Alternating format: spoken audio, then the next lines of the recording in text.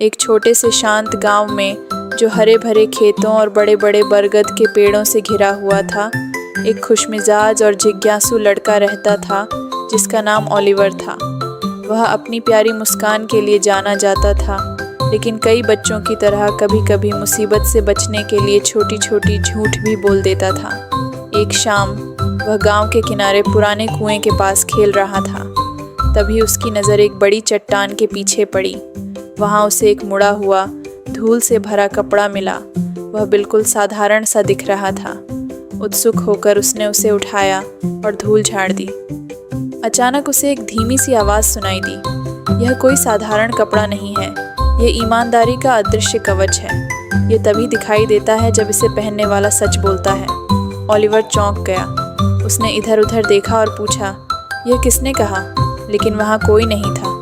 थोड़ा घबरा कर वह हंस पड़ा और उसने उस कपड़े को अपने कंधों पर डाल लिया। कुछ भी नहीं हुआ। वह अब भी एक पुराने कपड़े जैसा ही दिख रहा था। अगली सुबह उसकी माँ ने पूछा, ओलिवर, क्या तुमने अपना होमवर्क पूरा कर लिया? ओलिवर रुक गया।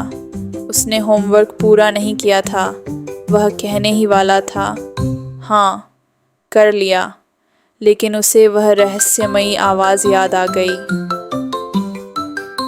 उसने गहरी सांस ली और बोला, नहीं माँ, मैंने होमवर्क पूरा नहीं किया, मुझे माफ़ कर दीजिए। जैसे ही उसने सच बोला, वह साधारण कपड़ा चमकने लगा और एक सुंदर सुनहरे रंग का चमकदार कवच बन गया। वह सूरज की रोशनी में चमक रहा था। ओलिवर आश्चर्य से बोला, यह सच में जादुई है। उस दिन के बाद जब भी ओलिवर सच बोलता, वह जादुई कवच दिखाई देने लगता और उसके चारों ओर चमकने लगता। लेकिन जब भी वह झूठ बोलता, कवच गायब हो जाता।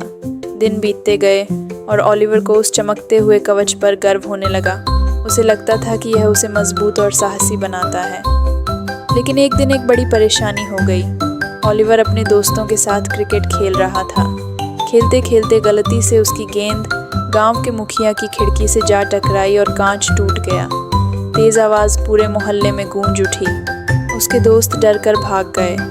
तभी गांव के मुखिया गुस्से में बाहर आए और बोले, मेरी खिड़की किसने तोड़ी? ओलिवर का दिल तेज़ी से धड़कने लगा। अगर वह सच बोलता तो उसे डांट पड़ सकती थी। अगर वह झूठ बोलता तो वह बच सकता था। उसे अपने कंधों पर अदृश्य कवच का हल्का सा एहसास हो रहा था। एक पल के लिए उसने सोचा कि कह दे, मुझे नहीं पता, क्योंकि किसी ने उसे देखा भी नहीं था। लेकिन फिर उसे याद आया कि सच बोलने पर कवच कैसे चमक उठता है और उसे कितना साहस मिलता है। उसने गहरी सांस ली और आगे बढ़कर कहा, सर, खिड़की मैंने तोड़ी है, मुझसे गलती हो गई, मुझे माफ़ कर दीजिए। गांव वाले हैरान रह गए। मुखिया का गुस्सा धीरे धीरे शांत हो गया। उसी क्षण ओलिवर का कवच पहले से भी ज़्यादा चमकने लगा। वह सूरज की तरह दमक रहा था और सब लोग उसे देख रहे थे। मुखिया मुस्कुराए और बोले, अपनी गलती मानने के लिए बहुत हिम्मत चाहिए ओलिवर। मैं तुम्हें माफ़ करता हूँ, लेकिन अगली बार सावधान रहना।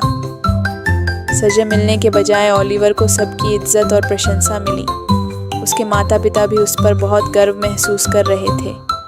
उस शाम जब ओलिवर घर की ओर चल रहा था तो कवच धीरे धीरे फिर से अदृश्य हो गया। लेकिन इस बार उसे कोई चिंता नहीं थी। उसे एक बड़ी बात समझ में आ गई थी। असल जादू उस कवच में नहीं था, असल जादू सच बोलने में था। उस दिन के बाद ओलिवर को मजबूत महसूस करने के लिए उस कवच की ज़रूरत नहीं पड़ी। उसने समझ लिया कि ईमानदारी ही उसकी असली ताकत है, जो किसी भी लोहे के कवच से ज़्यादा मजबूत और किसी भी जादू से ज़्यादा शक्तिशाली है। और इस तरह ईमानदारी का अदृश्य कवच हमेशा उसके साथ रहा, उसके कंधों पर नहीं, बल्कि उसके दिल में।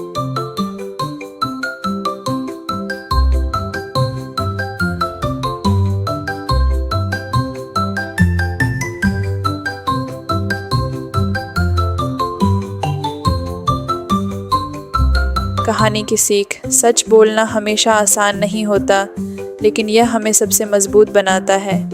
ईमानदारी किसी भी जादू से अधिक शक्तिशाली होती है। अगर आपको यह कहानी पसंद आई हो तो कृपया लाइक, शेयर और सब्सक्राइब करना न भूलें। ऐसी ही और प्रेरणादायक और मज़ेदार नैतिक कहानियाँ देखने के लिए हमारे चैनल को ज़रूर सब्सक्राइब करें। धन्यवाद।